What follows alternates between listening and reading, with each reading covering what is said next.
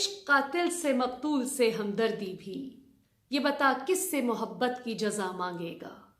सजदा खालिक को भी इब्लीस से याराना भी, हश्र में किस से अकीदत का सिला मांगेगा।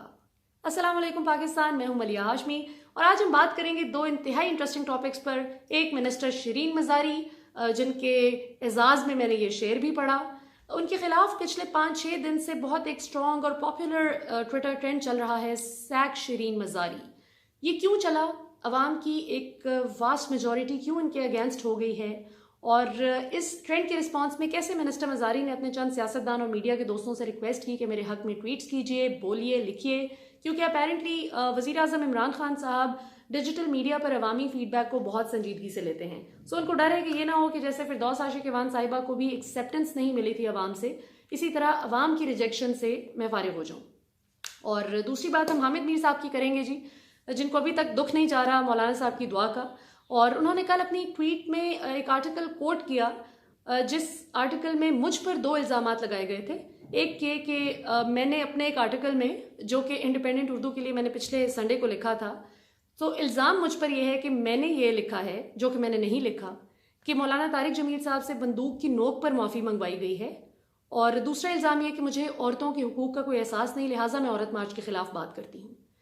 बात यह है कि मौलाना तारिक जमील साहब की माफ़ी मांगना बनता ही नहीं था। उन्होंने बहुत एक मुखलिस दुआ की थी अपनी कौम के लिए, और उस दुआ के नतीजे में जिस भोंडे तरीके से आप लोगों ने उनका तमाशा बनाया, उनकी इज्जत उछाली, उनकी तौहीन की, तो उन्होंने कीचड़ में पैर डालकर गंदा करने की बजाय माफ़ी मांगकर साइड पर होना बेहतर समझा। मुझे इस बात पर तकलीफ है कि एक बुजुर्ग की बेइज्जती की है आपने, तौहीन की है। और दूसरी बात यह कि औरत मार्च की तो आप बात ना कीजिए, मुझे औरतों के हुकूक का ना बताएं, मुझे आपसे कहीं ज़्यादा पता है। आज मैं आवाम को बताऊंगी कि आपने किस तरह से आसमा शिराजी साहिबा को जियो न्यूज़ से निकलवाया था। आप औरत मार्च के हामी है ना। आज मैं आपको बताऊंगी कि औरतों के हुकूक की आपको कितनी परवाह है। सबसे पहले हम बात, मुझे यूट्यूब सेशन पे आप ज्वाइन कर सकते हैं, हम डिटेल में इन दोनों चीज़ों पर डिस्कशन करेंगे। मिनिस्टर मज़ारी की बात करते हैं नाजरीन। ईमान मज़ारी इनकी बेटी हैं और अपने एंटाई फौज और एंटाई इमरान खान रेटरिक की वजह से ये जो सूडो इंटेलेक्चुअल लिबरल्स और सूडो फेमिनिस्ट्स हैं पाकिस्तान में, उनमें बहुत पॉपुलैरिटी भी पाई इन्होंने। इनकी जो the only claim to fame that she has is कि मैं इमरान खान के ख़िलाफ़, देखें कितनी जुर्रत से बोल लेती हूँ, मैं फ़ौज के ख़िलाफ़ बोल लेती हूँ। ओ भाई, ये कोई दलेरी की बात नहीं है। और इमरान खान के ख़िलाफ़ आप भले 10,000 मजमून लिखें बैठ के, हमें कोई फ़र्क नहीं पड़ता, लेकिन आप जिस बदतमीज़ी से बात करती हैं ना, आपने अभी रिसेंटली एक ट्वीट की जिसमें आपने कहा कि क्या हमारे वज़ीर आज़म को ज़रा भी शर्म नहीं है। ये इनके अल्फाज हैं अंग्रेज़ी में। उन्होंने लिखा कि does our PM not have an iota of shame. ठीक है, तो पॉइंट ये है कि किस बात पे आप शर्म दिला रही हैं कि उन्होंने मौलाना तारिक जमील साहब को आगे से जवाब क्यों नहीं दिया। उन्होंने क्यों नहीं बोला कि आप क्यों ख़वातीन के लिबास की ये जो बात कर रहे हैं क्यों कर रहे हैं। वो क्यों कहते हैं? मौलाना साहब ने कौन सी गलत बात ऐसी कर दी थी? उन्होंने किसी एक इंसान को नहीं कहा था कि आपके कपड़े नामुनासिब है या आपने ये क्यों पहना हुआ है। उनका सिर्फ पॉइंट इतना था, उन्होंने ओवरऑल एक दुआ की थी और उसमें उन्होंने कहा था हमारी बच्चियों के को नचवा कौन रहा है, लिबास मुख्तसर कौन करवा रहा है। वो लिबास मुख्तसर से मुराद ये नहीं था कि वो कह रहे थे कि सारे बुरके पहन के आ जाओ। उनका ये पॉइंट था कि जिस तरीके से छोटी से छोटी नौकरी लेने के लिए, छोटे से छोटे काम के लिए मर्द औरतों को यरगमाल बनाते हैं, जिस बुरी तरह से औरतों को, बच्चियों को जो है उनकी मॉरल वैल्यूज़ पे कॉम्प्रोमाइज़ करवाया जाता है, और बच्चियां करती भी हैं। कई बच्चियां शौक से भी कर लेती हैं बदकिस्मती से कि ठीक है हमें पोजीशन मिलनी चाहिए। इस चीज़ की तरफ मौलाना साहब का इशारा था कि ये फहाशी हमारे माशरे में फैल रही है। आपको वो ये नहीं कह रहे थे ना ही इस तरह। तो मुझ पे भी आपकी बहुत सारी औरत मार्च की आंटियां इतराज़ करती हैं कि जी आप फिर बुरका पहन के आ जाए ना, मौलाना साहब को बहुत डिफेंड करना है। मैं मुनाफकत नहीं करूँगी, मैं जैसी हूँ, मैं इस हुलिये में अपने घर वालों के सामने भी हूँ, मैं इस हुलिये में अपनी पूरे फॉलोअर्स के सामने भी हूँ, पूरी दुनिया के सामने भी हूँ। क्यों?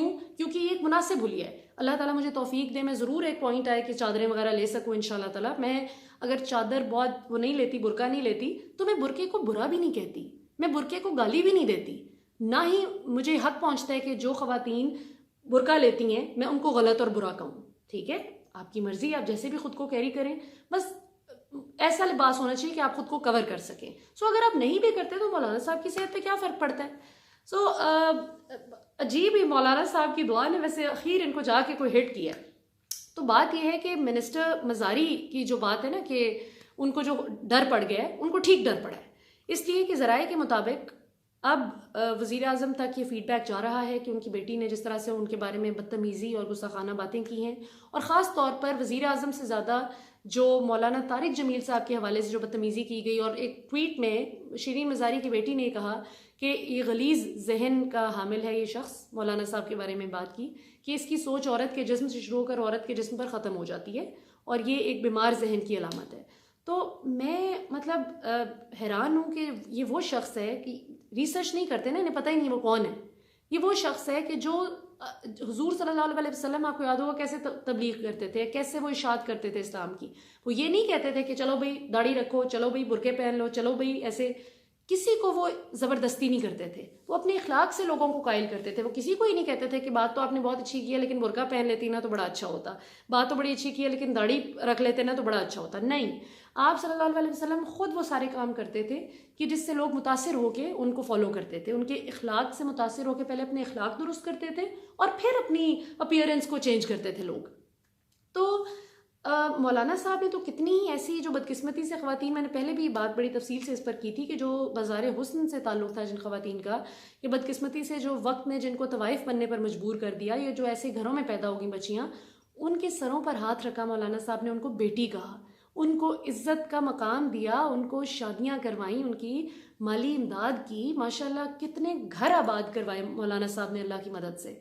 तो मुझे बहुत बहुत तकलीफ़ है कि जिस बुरी तरह से वो किया गया और अटैक इन पे किया गया। मैं मौलाना साहब के डिफेंस में खुल कर आई तो मुझे इन्होंने आगे से उल्टा ये शुरू कर दिया कि जी आपका बुर्का किधर है, आप बुर्का पहने, चलो चलो चलो बुर्का पहनो, तुम भी वही करो जिस तरह वो करते हैं, मैं जो हूँ मैं वही रहूँगी, मैं आपकी तरह मुनाफकत नहीं करूँगी। शिरीन मज़ारी साहिबा ईरान गई थी तो वो बुर्का लपेट कर बैठ गई थी और वैसे वो औरत मार्च के पोस्टर्स लेके फिरती हैं। मैं ईरान भी जाऊँगी तो अल्लाह खैर करे, सर पे दुपट्टा लेना कोई बुरी बात नहीं है, बंदा लेता भी है, लेकिन कम अज़ कम मैं ये जो लादीनियत और ये होमोसेक्सुअलिटी ने हम जिन्स प्रस्ती को फ़रोग़ देने की जो कोशिश की जा रही है, मारवी सरमत ग्रुप है, मैं कभी भी इनको सपोर्ट नहीं करूँगी इंशाल्लाह, और मैं इनके खिलाफ खड़ी हूँ, मैं खड़ी रहूँगी इंशाल्लाह। हामिद मीर साहब बात करते हैं, ये जो आर्टिकल में भी मुझ पर जो फजूल इल्ज़ामात लगे और जिसको उन्होंने कोट करके कहा कि हाँ हाँ यही कहा जा रहा है और मुझे धमकियाँ दी जा रही हैं, मैंने आपको कोई धमकी नहीं दी, मैंने सिर्फ आपको शर्म का एहसास दिलाया कि आपको शर्म करनी चाहिए कि किस तरह बेचारे एक बुजुर्ग, हमारे इतना एक काबिल एहतराम हमारा आलिम दीन है, शख्स दिन रात वो दीन की तबलीग करता है, पाकिस्तान को लोग उस शख्स की वजह से इतना अच्छा इमेज हो गया पूरी दुनिया में, पाकिस्तान का लोग इतनी इज्जत करते हैं। ईमान से आप कभी मेरे यूट्यूब चैनल पे नीचे कमेंट्स में जाएं तो आप देखें इंडिया से कितने कमेंट्स हैं, ट्विटर पर इंडिया से कितने कमेंट्स आए मौलाना साहब की हिमायत में। हालांकि पाकिस्तान इंडिया का कितना आपको पता है, एक रेवलरी वाला सीन होता है। तो मौलाना साहब तो दिलों को जोड़ने की बात करते हैं, कमाल है। और आप बात करते हैं औरतों के हुकूक की, तो आपने तो आसमा शराजी साहिबा जब जियो न्यूज़ पर नाज़रीन एक प्रोग्राम किया करती थी पार्लियामेंट कैफेटेरिया के नाम से, और आज से कोई मेरा ख्याल है 8-10 साल पहले की बात है कि जियो पर 6 बजे उनका एक प्रोग्राम लगता था, 6 या 7 बजे। हामिद मीर साहब का प्रोग्राम लगता था 8 बजे, इस तरह अभी भी लगता है जियो पर 8 बजे। इनको ये मसला हुआ कि आसमा शराजी के पास सारे गेस्ट जो हैं वो पार्लियामेंट से आ जाते हैं, सारी दिन की बड़ी खबरें तो आसमा ब्रेक कर देती है 6 बजे 7 बजे जो प्रोग्राम वो लगता था 1-2 घंटे पहले, तो मेरे पास तो चूरन बेचने के लिए कुछ बचता ही नहीं है। लिहाजा इन्होंने बहुत भोंडे तरीके से पूरी एक साजिश की, अपने चंद लोगों को जियो न्यूज़ जियो जंग ग्रुप के कुछ लोगों को मिलाया साथ, आसमा शराजी साहिबा को उस जॉब से निकलवाया। और ये बात कैसे पता चली मुझे, आसमा शराजी साहिबा जिन लोगों के पास जाकर रोती रहीं, इनके बारे में बड़ी मतलब ऑब्वियसली गुस्से में जो बात करती रही हामिद मीर साहब के हवाले से, उन लोगों ने बताया कि ये हुआ है। और फिर जब मैंने हामिद मीर साहब को पहले भी एक्सपोज किया था, जब इन्होंने मुझे धमकियां दी और मुझे वो कहा कि मैं FIA में जाऊंगा, जो मैंने कहा कि चलें तो गायब हो गए, उसके बाद से आज तक कभी जवाब नहीं दिया, और कहा कि मेरा कहा कि इस औरत ने बेशर्मी से मुझ पर इल्ज़ाम लगाए हैं और पाकिस्तान जिंदाबाद के नारे लगा रही है, फौज तो ऐसे लोगों को इस्तेमाल करके फेंक देती है। मतलब कोई शर्म नहीं कि एक भी अपने इल्ज़ाम को ये किसी प्रूफ के साथ जो है ना, किसी एविडेंस के साथ साबित नहीं कर सकते कि जी मैंने ये फजूल बात इसलिए की थी कि मेरे पास ये सबूत है, लाएं दिखाएं, सबूत दे मुझे कि कहाँ, मतलब कौन से किसके पेरोल पे हूँ मैं, मुझे सबूत देना। जो बंदा पाकिस्तान के हक में दिल से बात करे उसको आप कहते हैं कि वो किसी के पेरोल पर है। सबको आपने अपनी तरह समझ लिया कि पाकिस्तान के खिलाफ जहर उगलने के लिए जिस तरह आप लोगों को माशाल्लाह से आशीर्वाद मिलता है। अल्लाह का शुक्र है हमारी तरबियत ये हुई है कि हम अपने मुल्क के साथ, अपनी फ़ौज के साथ, अपनी मिट्टी के साथ मुखलिस हैं। और हम इंशाल्लाह ना अपने आलिम दीन जो दिन रात इस्लाम की खिदमत करें ना उन पर कोई घटिया हमला बर्दाश्त करेंगे, और ना ही हम इंशाल्लाह आपको बताने देंगे कि औरत के हुकूक क्या हैं। ये जो लादीनियत और ये जो फजूल चीज़ें लाने की हमारे मुल्क में कोशिश की जा रही है, मारवी सरमद साहिबा को सरगना बना के, हम अच्छी तरह जानते हैं। और शुक्र अल्हम्दुलिल्लाह, मैंने औरत मार्च जाकर जब कवर भी किया था लाइव, तब भी मैंने आपको दिखाया था कि ये जो कुछ कर रहे थे और पाकिस्तान की ज़बरदस्त ख़वातीन ने किस तरह से इनको रिजेक्ट किया, और पाकिस्तान के वो तमाम गैरतमंद मर्द और औरत जो कि समझ चुके हैं इनकी चाल, वो इसको रिजेक्ट करते हैं। तो मुझे ना बताएं कि मुझे औरतों के हुकूक की परवाह नहीं है। मुझे आपसे बहुत ज़्यादा अच्छी तरह पता है, मैं खातून हूँ, आप नहीं हैं। मुझे पता है कि औरत के हुकूक क्या है, ठीक है ना। सो अगली दफ़ा ज़रा सोच समझ के बात करें। और आपको लगता है कि आपके पास टीवी की स्पेस है तो आप इस चीज़ को वो कर सकते हैं, बुली कर सकते हैं मुझे कि मेरे पास अगर टीवी की स्पेस नहीं है, आपके पास टीवी की स्पेस है, मेरे पास डिजिटल मीडिया की स्पेस है, अल्लाह का शुक्र है। मेरे पास पाकिस्तान की अवाम की ताकत है जो अल्लाह ने दी है माशाल्लाह मुझे। और हम इंशाल्लाह इस ताकत को पूरी तरह से यूज़ करते हुए मौलाना तारिक जमील साहब के ऑनर को बचाने के लिए, और अपने दीन की भी, जो दीन पर भी हर्फ आया है, जिस तरह से आपने हमारे उन बुजुर्ग की बेइज्जती की है, तौहीन की है, सो हम उसके लिए खड़े हैं और हम खड़े रहेंगे इंशाल्लाह ताला। और अल्लाह ताला तौफीक दें कि इंशाल्लाह एक वक्त आए कि मैं चादरें वगैरह लूँ, लेकिन मुझे ये बताने की ज़रूरत नहीं है कि आपने बुरका नहीं पहना तो आप दीन पे बात नहीं कर सकती।